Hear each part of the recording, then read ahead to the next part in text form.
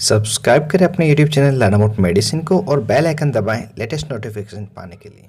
स्वागत है दोस्तों एक बार फिर से आपके अपने YouTube channel learn about medicine में, जहां आप पाते हैं दवाइयों के बारे में संपूर्ण जानकारी। दोस्तों आज के इस वीडियो में हम एक इमरजेंसी में प्रयोग लेने वाले इंजेक्शन के बारे में जानेंगे। इंजेक्शन का नाम है एट्रोपिन इंजेक्शन। इस इंजेक्शन को हम लाइफ सेविंग इंजेक्शन भी कहते हैं। इसकी पूरी डिटेल इस वीडियो में जानेंगे, जैसे कि एट्रोपिन क्या है, किस नाम से इंजेक्शन मार्केट में मिल जाता है, कितने रुपए में मिल जाता है, इसकी यूजेज क्या है पूरे विस्तार से, इमरजेंसी में कब प्रयोग लिया जाता है और नॉर्मल कंडीशन में कब प्रयोग लिया जाता है, किन किन व्यक्तियों को इंजेक्शन नहीं लगाया जा सकता, इसके साइड इफेक्ट क्या होते हैं और वीडियो के लास्ट में हम जानेंगे इस इंजेक्शन को किस रूट से लगाया जाता है, कितना मिलीग्राम लगाना चाहिए और कितने दिनों तक लगाना चाहिए, जिससे कि आपको डिजायर्ड इफेक्ट मिल सके। ये सभी बातें इस वीडियो में जानेंगे, इसलिए वीडियो को अंत तक देखें, जिससे पूरी जानकारी आपको एट्रोपिन इंजेक्शन के बारे में मिल सके। साथ ही इस चैनल पे पहली बार है, मेरे वीडियो पहली बार देख रहे हैं तो चैनल को सब्सक्राइब करना नहीं भूलें। साथ ही वीडियो को लाइक तथा शेयर जरूर से करें। मैं हूं आपका दोस्त मोहित और आप देख रहे हैं अपना YouTube channel learn about medicine. चलिए आज से कुछ नया सीखते हैं।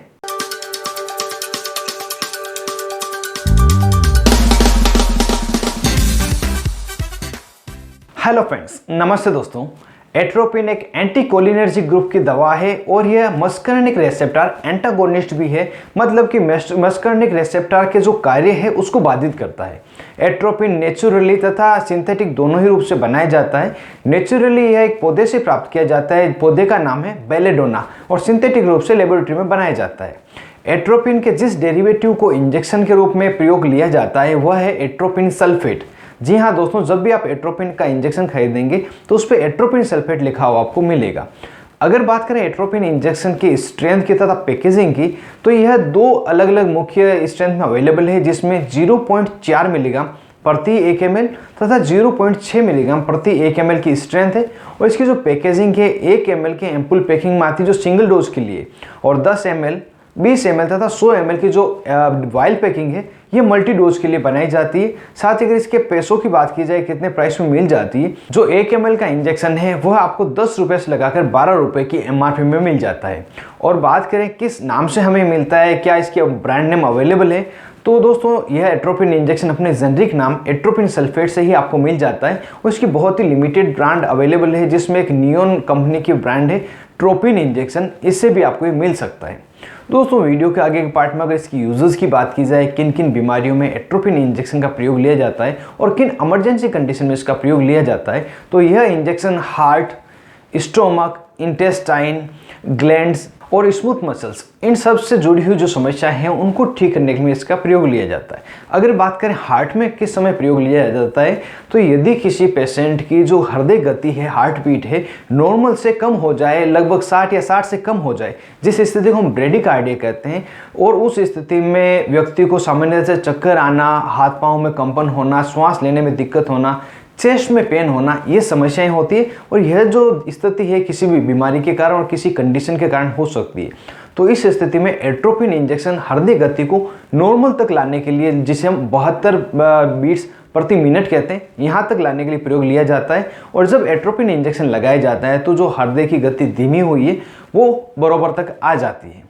इसके अलावा अगले इसकी यूज की बात की जाए, जैसे हमने बात की थी इंटेस्टाइन, स्टोमक तथा जो स्मूथ मसल है, इनसे रिलेटेड बीमारियों में भी इसका प्रयोग लिया जाता है। जब किसी पेशेंट को इन सभी में स्पास्म मतलब मरोड़ होने लग जाए, इसमें कॉन्ट्रैक्शन होने लग जाए, तो उस कॉन्ट्रैक्शन को रिलीज करने के लिए भी एट्रोपिन इंजेक्शन प्रयोग लिया जाता है। साथ ही कई बार सर्जरी के पहले इस इंजेक्शन को प्रयोग लिया जाता है, जिससे कि सर्जरी के दौरान जो सलाइवा का प्रोडक्शन है, साथ ही ब्रोंकियल सेक्रेशन है, उसको कम किया जा सके, जिससे सर्जरी आराम से हो। अगले प्रयोग की बात की जाए तो इसका प्रयोग एवी हार्ट ब्लॉक में किया जाता है, जो कंडीशन कई बार जो MI के पेशेंट होते हैं, मायोकार्डियल इन्फेक्शन जिसे हम हार्ट अटैक कहते हैं, इनके पेशेंट में हो जाती है, बहुत ही कम होती है।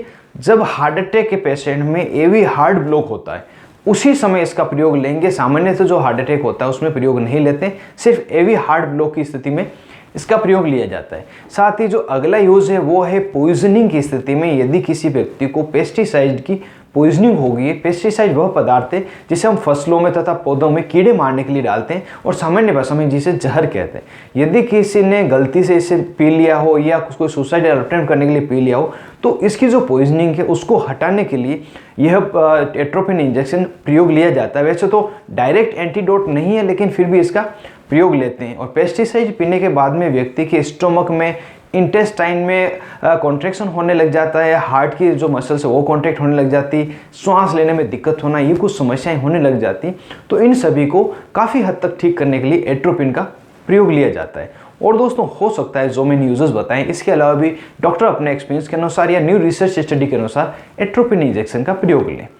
अगर बात करें यह इंजेक्शन किन किन व्यक्तियों को नहीं दिया जा सकता, किन में कॉन्ट्राइंडिकेट है या वह कंडीशन जिसके बारे में आपको अपने डॉक्टर को जोर से बताना चाहिए, तो उसमें सबसे प्रमुख है यदि किसी व्यक्ति को अस्थमा की शिकायत है तो उन्हें अपने डॉक्टर को बताना चाहिए। कोई पेशेंट है जिसको ग्लाउकोमा मतलब आंखों से संबंधित कोई बीमारी हो, इंटेस्टाइन ब्लॉकेज हो गया हो या डाइजेस्टिव ट्रैक्ट किसी का ब्लॉकेज हुआ हो, किसी पेशेंट को प्रोस्टेट एनलार्जमेंट की समस्या हो, साथ ही ब्लैडर संबंधित कोई शिकायत हो या हार्ट की जो रिदम है उससे संबंधित कोई बीमारी हो, तो इन सभी स्थितियों के बारे में अपने डॉक्टर को जरूर से बताएं। या इसके अलावा कोई दूसरी बीमारी भी आपको हो तो उस डॉक्टर को बताएं जिससे कि जो प्रॉपर डोज है, प्रॉपर मेडिसिन है आपको दी जा सके, किसी समस्या का सामना आपको नहीं करना पड़े। अब वीडियो के आगे के पार्ट में जान लेते हैं एट्रोपिन इंजेक्शन के साइड इफेक्ट के बारे में। यदि किसी व्यक्ति को इसके इफेक्ट होते हैं तो वो क्या क्या हो सकते हैं। जो मोस्ट कॉमन साइड इफेक्ट है उसमें व्यक्ति के मुंह में, गले में तथा नाक में सूखापन रहना, ये समस्या हो सकती है। हार्ट रेट जो है व्यक्ति की फास्ट हो सकती है, नोजिया या वोमिटिंग रहना, कॉन्स्टिपेशन रहना, आंखों में प्यूपिल की साइज बढ़ जाना, यूरिन रिटेंशन मतलब थोड़ी बहुत पेशाब हमेशा उसको लगी रहती है, साथ ही सिर चकराना और निगलने में समस्या होना, ये कुछ इसके साइड इफेक्ट प्रमुखतया देखे गए हैं। ये या इसके अलावा कोई दूसरे अनवांटेड इफेक्ट अगर आपको मिले तुरंत ही इस इंजेक्शन को आप लगाना बंद करें और अपने डॉक्टर से मिले जिससे कि फर्दर ट्रीटमेंट आपको दिया जा सके। अब वीडियो के लास्ट में जान लेते हैं एट्रोपिन इंजेक्शन क्या डोजेज होती है, किस तरह से इसको लगाया जाता है और कितने मिलीग्राम पेशेंट को लगाना चाहिए। सामान्यतः इस इंजेक्शन को IV, इंट्रावीनस, IM, इंट्रामस्कुलर तथा SC सबक्यूटेनियस इन तीनों रूट से ही लगाया जाता है। और इस इंजेक्शन की जो डोज है अगर इमरजेंसी की बात करें तो 0.5 मिलीग्राम इंजेक्शन लगाकर 1 मिलीग्राम तक एक बार में शूट किया जाता है। मतलब 1 एम्पुल 1 ml का या 2 एम्पुल 1 ml के इंस्टेंट लगाया जाता है। उससे पेशेंट को फ़ायदा अगर नहीं हो तो आने वाले 1 घंटे के बाद इन्हें वापस से 1 ml या 2 ml रिपीट किया जाता है। और यह जो डोज है अगर सिंगल डोज की बात करें तो मैक्सिमम सिंगल डोज 2 मिलीग्राम तक हो सकती है। और जैसे जैसे पेशेंट की स्थिति सुधरती जाती है तो इंजेक्शन की डोज धीरे धीरे कम की जाती है। यह इंजेक्शन लगाने के 1 मिनट के तुरंत ही बाद अपना असर बताना शुरू कर देता है और आधे घंटे से 1 घंटे तक अपना असर रखता है। इसीलिए जो अगली जो डोज लगती है 1 घंटे के बाद लगती है। इमरजेंसी कंडीशंस में एट्रोपिन इंजेक्शन लगातार 7 या 8 बार तक लगाया जा सकता है और इसकी जो मैक्सिमम डोज रहती है उस समय 200 मिलीग्राम तक हो सकती है। परंतु यहाँ पे एक बात ध्यान रखनी होगी, यदि एट्रोपिन इंजेक्शन की जो डोज है ज़्यादा लग जाए, ओवरडोज हो जाती है, तो उस समय व्यक्ति में बेलेडोना की पॉइजनिंग की भी शिकायत देखी गई है। तो इस इंजेक्शन का प्रयोग बिल्कुल ही बिना डॉक्टर की सलाह कभी भी नहीं करें। डॉक्टर की सलाह पर, डॉक्टर के सुपरविजन में हॉस्पिटल तथा क्लिनिक यूज़ के लिए ही ये इंजेक्शन बनाया गया है और सिर्फ डॉक्टर ने जितनी डोज बताई है उतनी ही मात्रा में पेशेंट को यह इंजेक्शन लगाएं।